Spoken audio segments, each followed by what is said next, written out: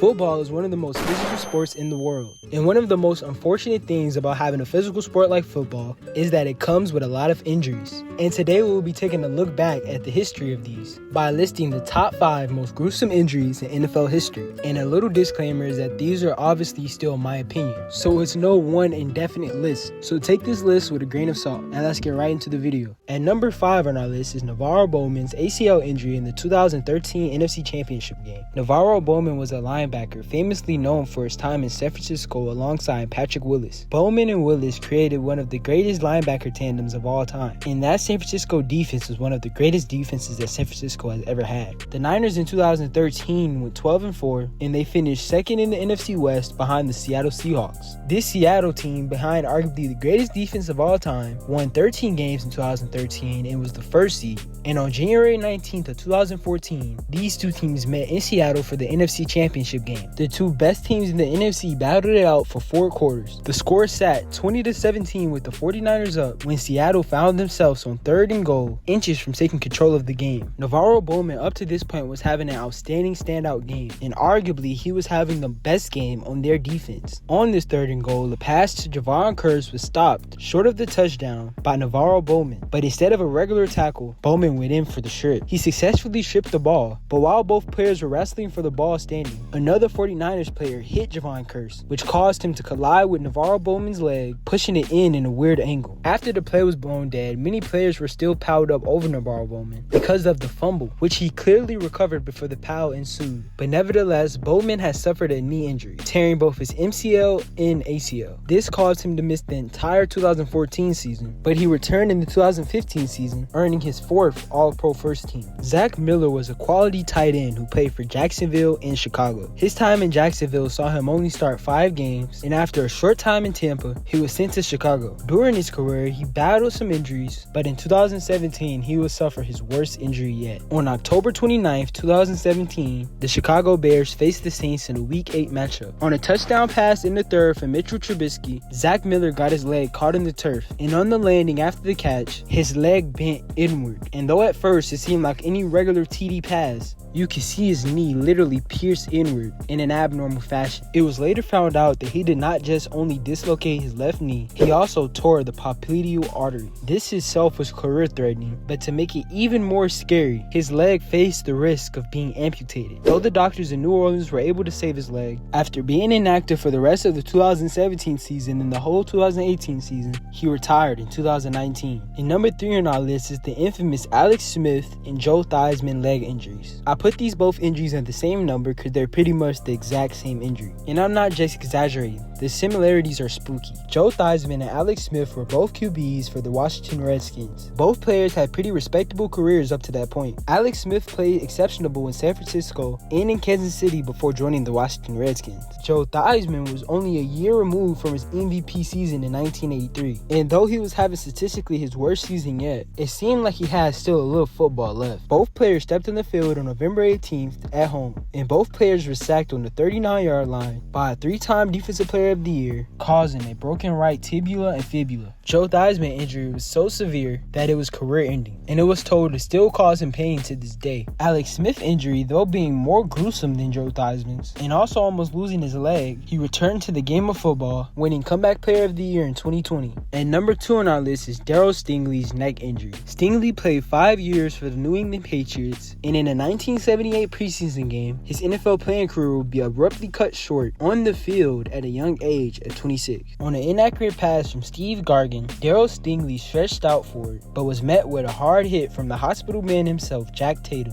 The blow was made around the head and neck area, and he was immediately knocked unconscious. And after he hit the turf that day, he just didn't get up. And later at the hospital, it was found out that he was left paralyzed from the collision. Even though the hit, if done now, would be totally illegal, at the time it broke no specific rule. But the incident gained a lot of media traction, and this specific injury holds a lot of weight in the rule changes of today. And before we get to the number one spot on this list, we'll take a look at some honorable mentions. The first honorable mention is Damar Hamlin's cardiac arrest in 2023. Another one is Nick Chubb's ACL injury in 2023. And the last honorable mention is Dak Prescott's 2020 ankle injury. And for the number one spot on our list, with the perfect mixture of gruesomeness and severity, is Johnny Knox's spinal injury. Johnny Knox had a pretty successful early career. He made the Pro Bowl his rookie year and led the Bears in receiving yards his sophomore year. Johnny Knox was having a pretty successful 2011 season as well. But on December 18th, 2011, his whole life changed. Against the Seattle Seahawks, in the early first quarter, after he caught a ball, he fumbled it. And in an attempt to recover the fumble, he was met with a hard hit from Anthony Hargrave. He had sustained a serious injury to his spine. The collision put him in a scorpion-like position. The injury required immediate vertebrae surgery, and though he sustained all control of his limbs, his career was cut significantly short, and even to this day, he cannot stand or walk comfortably. All of these injuries are skin crawling, and it was pretty hard to narrow it down to my top 5. But I'll be happy to do a part 2 if you guys want to see it. So make sure you guys like and subscribe and leave it down below if you guys want to see that.